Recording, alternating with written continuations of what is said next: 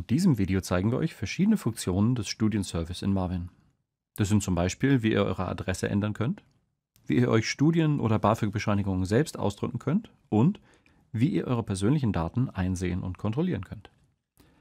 Wir befinden uns hier zu Beginn auf der Standardseite nach dem Login und gehen über Mein Studium auf Studienservice. Unter Studiengänge sehen wir, in welchem Studiengang wir aktuell eingeschrieben sind. Rechts klappen wir das Feld Persönliche Daten auf. Hier seht ihr eure persönlichen Daten. Bitte überprüft alles, was hier steht, sorgfältig. Die Daten kann nur das Studierendensekretariat für euch ändern.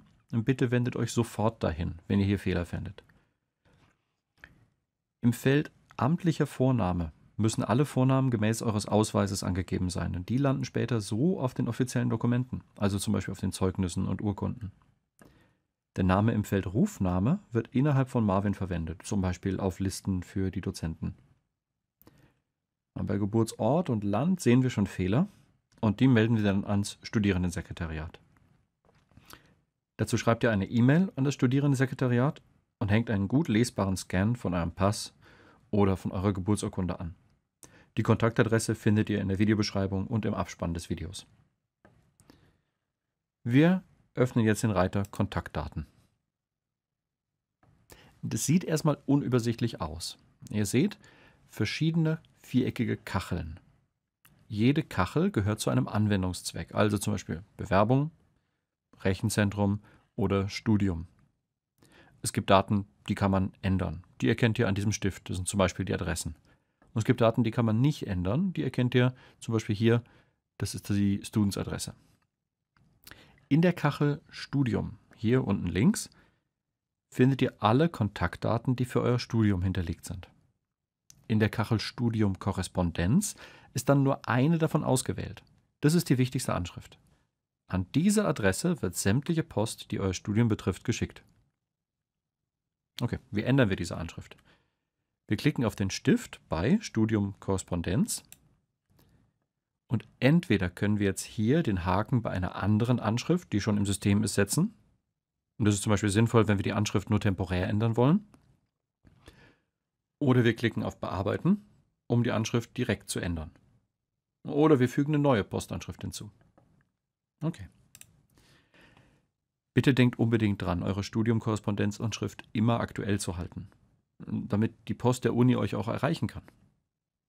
Die Zuordnung zu Heimat- und Semesteradresse ist nicht mehr relevant. Übrigens, es ist auch sinnvoll, unter Studium immer auch eine private E-Mail-Adresse zu hinterlegen. Zum Beispiel, falls ihr euch später, nach der Exmatrikulation, nochmal an der Uni Marburg bewerben wollt.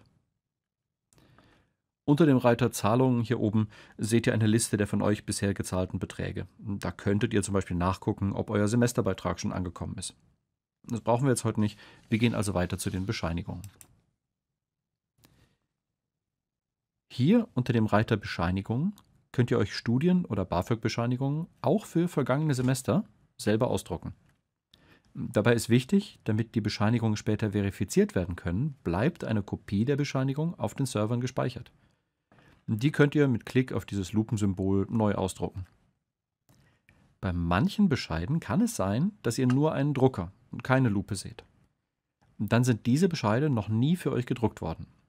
Wenn ihr dann auf den Drucker klickt, wird der Bescheid für euch generiert und danach könnt ihr ihn über die Lupe ausdrucken. Wenn jetzt aber seit dem Druckzeitpunkt Änderungen passiert sind, zum Beispiel, weil ihr eure Anschrift geändert habt oder euren Studiengang gewechselt habt, dann müssen die Bescheinigungen zuerst vom Studierendensekretariat neu erstellt werden. Sonst sind ja immer noch die alten Daten drauf. Und dafür schreibt ihr, zum Beispiel nach einer Adressänderung, einfach eine E-Mail an das Studierendensekretariat und bittet darum, die Bescheinigungen zu aktualisieren. So. Das war der Überblick über die Funktionen des Studienservice.